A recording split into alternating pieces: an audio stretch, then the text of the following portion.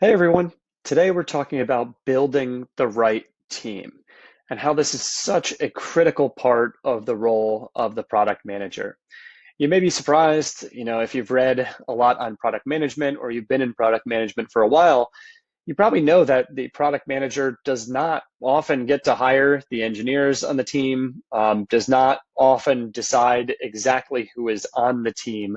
But today we're going to talk about why it's important for a product manager to influence some of those decisions, as well as to understand the balance of skill sets, the balance of personalities on their team, especially as they understand the problems they're solving, the solutions that they're trying to build, the customers they're targeting. It's very, very important that they keep all of those factors in mind as they work with their engineering counterparts, with their leadership counterparts to structure the right team for the right problem. So I'm really excited about this topic. It's something I'm passionate about through the 4 different companies I've worked for, because I've seen that when you have the right team, things just start to click and move quickly. You almost have a language that your team speaks to each other. And then on the other side, when you don't have that team, man, it feels like sometimes you're moving through quicksand. You're really struggling to develop and learn how each other works and to kind of build a rhythm for development. So one of the facts that's out there is that 60%, so more than half of your team effectiveness comes from the design of the team.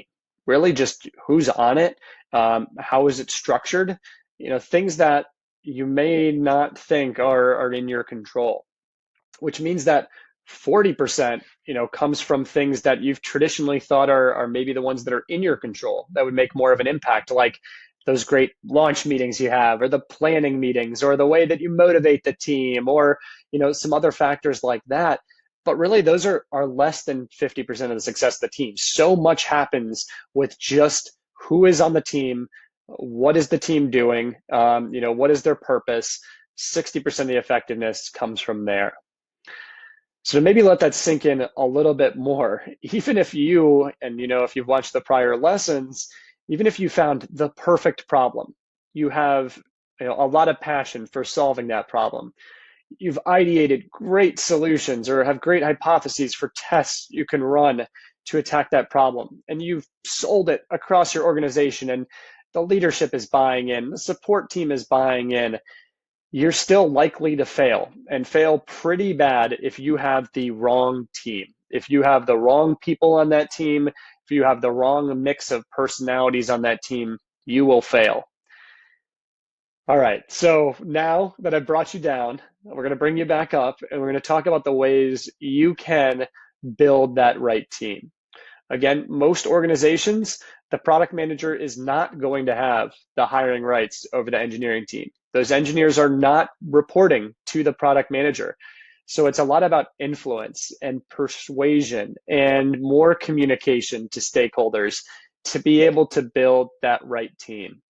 This is why, myself, being a product manager at many different sizes and shapes of companies, it's really in your best interest to develop very, very strong relationships with the engineering leadership. You want to be as close as you can be with, the VP of engineering, the tech leads on those engineering teams, the CTO if they exist. You want to be so close with them, and you want to share, your feelings regularly with them, your concerns regularly with them, and you should expect the same from them as well. So, going back to an earlier section, on kind of relationships and building those across the team, please invest in your engineering relationships. They'll pay off more than you can ever imagine, especially in this type of work as you're building the team.